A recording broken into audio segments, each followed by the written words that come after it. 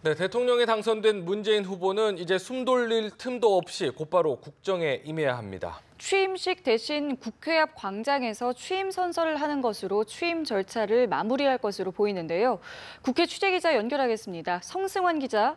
네, 당선의 윤곽은 일찌감치 나왔습니다만 제19대 대선 개표는 오전 6시쯤 모두 종료됐습니다. 더불어민주당 문재인 후보가 41.1%의 최종 득표율로 당선을 확정지었고 자유한국당 홍준표 후보가 24%로 2위였습니다.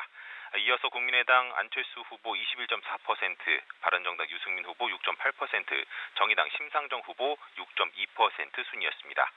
중앙선거관리위원회는 오전 8시쯤 전체 회의를 열고 문재인 후보의 대통령 당선을 확정할 예정입니다.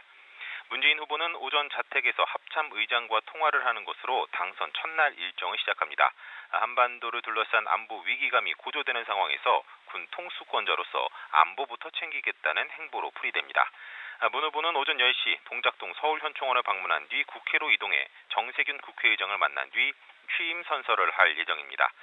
통상 대통령 취임식은 12월에 새 대통령이 뽑히면 인수위원회가 주도해 이듬해 2월 국회 앞 광장에서 귀빈을 초청해 진행됐습니다.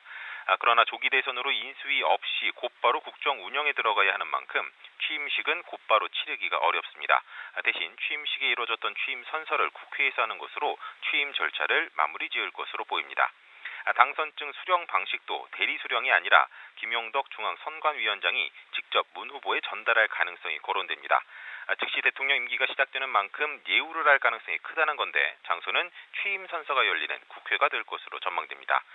문 후보 측은 취임 선서와 함께 당선증을 받고 업무를 시작하는 것이자 새 정부와 국회의 협치를 강조하는 의미라고 설명했습니다.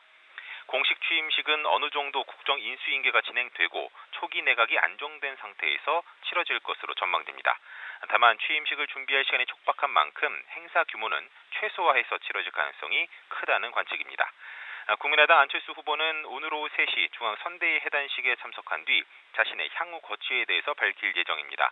일각에서는 안 후보가 의원직 사퇴의 초강수를 뒀던 만큼 당분간 정치권에서 떠나 있을 것이라는 관측도 조심스럽게 나옵니다. 자유한국당은 오전 11시 국가대기업 중앙선대위 회의를 열고 패배 원인과 함께 수습 방안을 모색할 예정입니다. 바른정당도 오전 중에 각각 회의를 갖고 향후 수습책에 대해서 의견을 나눌 것으로 전망됩니다.